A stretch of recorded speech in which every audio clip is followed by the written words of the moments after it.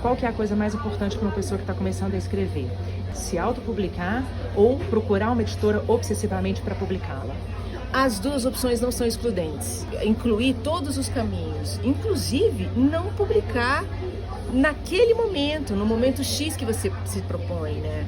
Porque acho que tem uma coisa assim de tentar ver se você nada naquela piscina, né? Aí você chega na outra borda e fala, ah, tá, agora eu vou colocar um equipamento, vou fazer um mergulho de 2 metros. Você vai aumentando ali as suas margens ali de superação.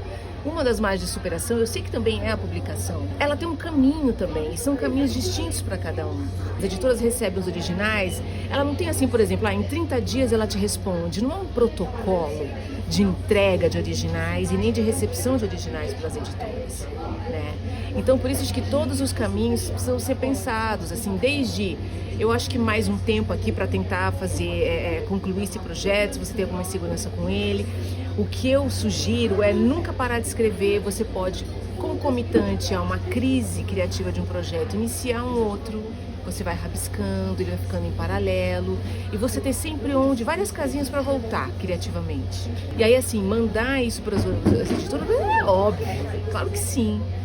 Se as respostas demoram, não chegam, vêm as negativas, existe a possibilidade da autopublicação. Eu conheço muitas autoras e autores que têm um pouco mais de pressa, e eu respeito essa pressa também. Também respeito essa pressa. Eu tive essa pressa com o meu primeiro livro. E pensar na autopublicação ou esse esquema de financiamento coletivo também, que agora ele tem uma coisa mais leve, na verdade uma pré-venda. Você compra o livro, você não está ajudando apenas, dando ali dinheiro para que a editora pague a gráfica, né? Você já está comprando antecipadamente um livro. Os Malaquias foi assim, enviando para as editoras? Foi enviando para as editoras, para muitas, e muitas negativas, que chegavam um ano depois. Tá. As que enviavam resposta demoravam muito. Eu levei bastante tempo até encontrar uma editora, à época a Língua Geral, mas hoje eu considero muito mais fácil, inclusive até porque há muito mais editoras competentes, respeitosas. Você falou para uma entrevista antiquíssima que eu achei sua com a Bujarra, dizendo, eu não vendo. E agora você vende? É gostoso? Como é que é? A sensação de vender livro. Olha, que boa lembrança essa, né? Porque desde o início eu nunca nem cogitei a possibilidade. Eu comecei a vender, na verdade, antes da Pediatra. A Pediatra é um livro que vende até hoje, mas o meu primeiro infanto-juvenil se chama Sociedade da Caveira de Cristal. Ele vendeu mais de 300 mil exemplares, incluindo compras governamentais nesse bolo, né?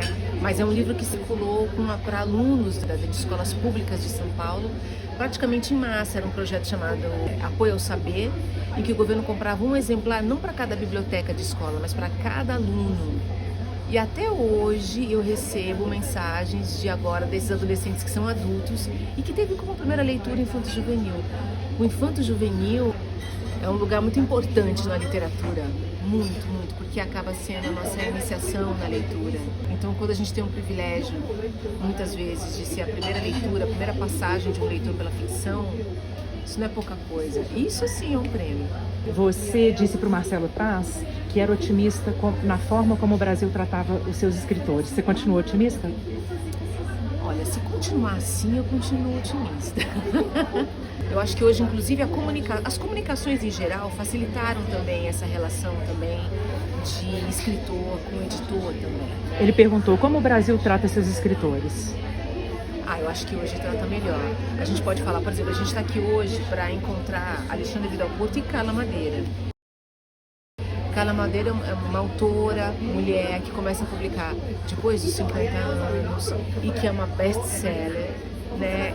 Que faz literatura. A gente tem o Itamar Vieira Júnior, que acho que deve ter passado a essa altura, a essa hora agora, deve ter passado de 1 milhão de exemplares. Então, assim, é um Brasil que descobriu a própria literatura. Não era comum ter escritores brasileiros contemporâneos, estreantes no gênero, como o primeiro romance do Itamar,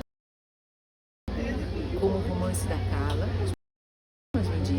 Nos mais vendidos. Nos mais vendidos. Isso é uma novidade. Talvez tenhamos acordados para nós mesmos, porque nós, escritores e escritoras, a gente já tinha essa leitura da proximidade, ler os colegas. Isso sempre foi uma coisa orgânica, sabe? Até para entender o que nós estamos escrevendo. Mas isso se extrapolou. Marcel Aquino, escritor amigo, sempre diz: a gente escreve para 3.000 pessoas, para uma seita. E os livros têm passado. São muitos os casos. Tiana Aguiar, que lançou o livro Gótico Nordestino, que eu acho que ele esgotou a primeira tiragem em 2 semanas. Não me lembro, algo assim. Isso não era comum. Alguma coisa... É sempre invisível essa terra que vai ficando propícia para receber, né? Fala dessa capa. Maravilhosa. Essa capa ficou muito charmosa. Eu queria que fosse uma mulher fumando. Eu comecei a procurar referências. A mulher fumando é um baita de um clichê. Só que é uma pediatra e desassocia a ideia logo de uma maternidade ou de uma mulher do autocuidado. Que o cigarro e esse olhar um pouco cansado, que tem uma angústia aqui cuidando de uma criança. Eu só tô falando nesse assunto porque você falou isso na entrevista com o Tasso. Tá. Como uma hipocondríaca conseguiu ter um parto humanizado?